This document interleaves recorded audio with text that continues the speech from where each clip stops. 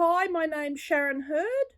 I'm sitting here in the lovely yarn section at LAFS in Camperdown, and hopefully today I'm going to get you started on how to crochet. And once we get started, I'll take you through over the next few weeks through some different patterns so that hopefully you'll get to the stage that you can take off looking for patterns on your own. Materials that you'll need is yarn, which especially for learning I prefer an 8-ply or something around that, and I prefer to use an acrylic because it's less likely to split when you're working. You need a crochet hook.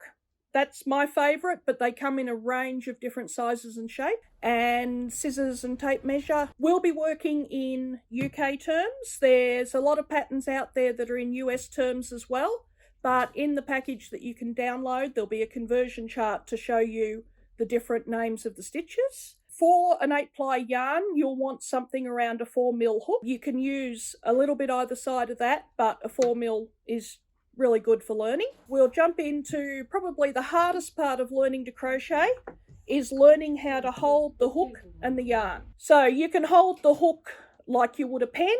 Some people hold it like a pen, some people hold it like a knife. It's pretty much however feels comfortable for you.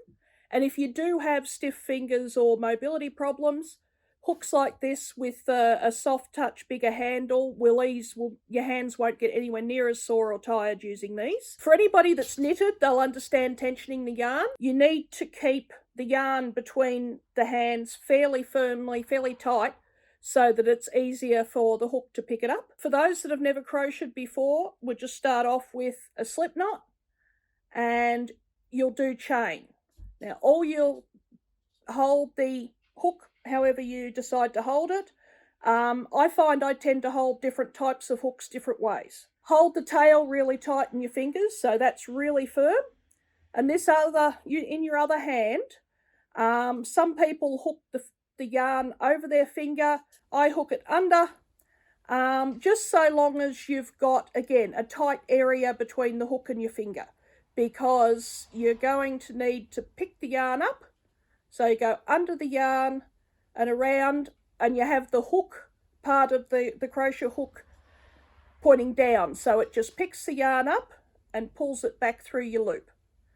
And so what I want everybody that's learning from scratch to do at the moment is just to keep doing that. Pick the yarn up, pull it through the loop. Once you've got a few stitches, it's a lot easier to hold. It will be very awkward for the first 4 or 5 stitches, but it does get a lot easier. It doesn't matter how long you go, you just keep doing that until your hands are starting to feel a bit more comfortable, and you might change the way you hold your yarn. Try it a few different ways until you find something that's holding the yarn like so that that part there is nice and tight. Before COVID, when we had our group here, you could look at 20 people crocheting and everybody would be holding things slightly different. So there is no right way. So long as it works, it's right. So just keep doing chain until you're happy that what you're doing is getting to be fairly even, because when you start off, some's going to be really tight, some's going to be really loose. Don't get discouraged with it. It's a new skill, and learning a new skill doesn't come overnight. Your chains may not be perfect, but so long as you're happy with the way they're going, then you can start working on your first stitch. Now, crochet stitches are pretty straightforward because once you've learnt the first one, all the others just build off that one. If you have a look, that's the top of your work. You see how the stitches look like little V's? So when you're working with chain,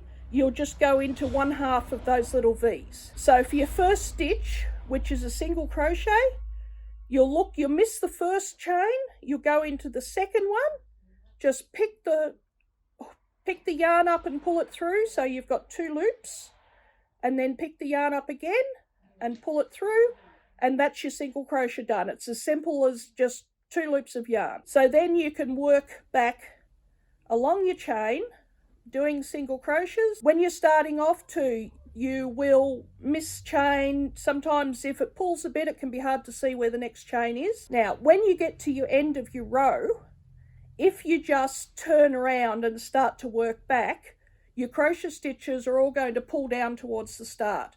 So what we do is we use a chain to bring the wool up high enough so that it's the same height as what your stitches are going to be in this row. Now again, if you look at the top of the work, you can see the little V's just like the chain. Each one of those 2 loops is 1 stitch. So what we're going to be doing now is you're going to be going under those top 2 bits of yarn, under those top loop, and pull your yarn through there, and then you can go back that way and do another row. I'd recommend working on maybe 20 or 30 stitches for starting off, and that gives you enough time to work a couple of rows and get used to how the stitches sit together. And then you'll work on to your next stitch, which is a little bit higher.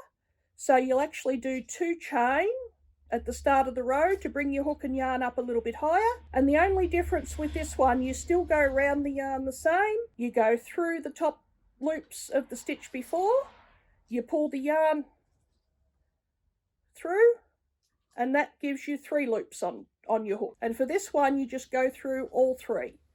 So the only difference is you're picking up that yarn before you go through the loops.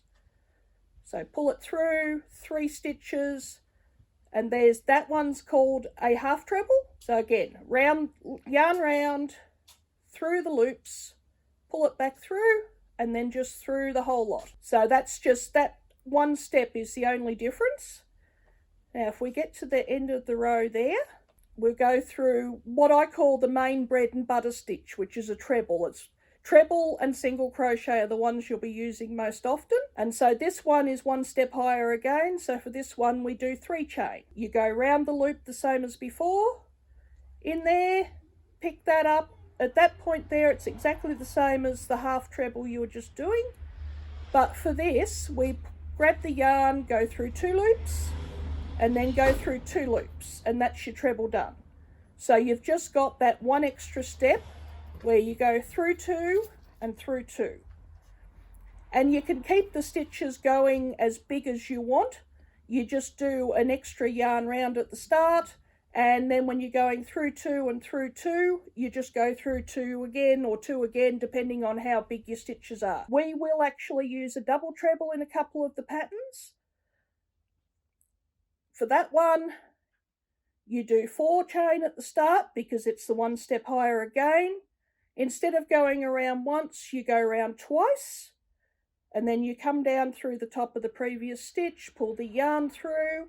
At that point, you've got 4 stitches, and just through 2, and through 2. You can see each stitch is just 1 step on the chain that you've learnt before. So once you get going and get comfortable in what you're doing, we're going to start off with just a plain old-fashioned granny square. And then we're going to work on some other ones later on that show that the boring old granny square is not as boring as it used to be.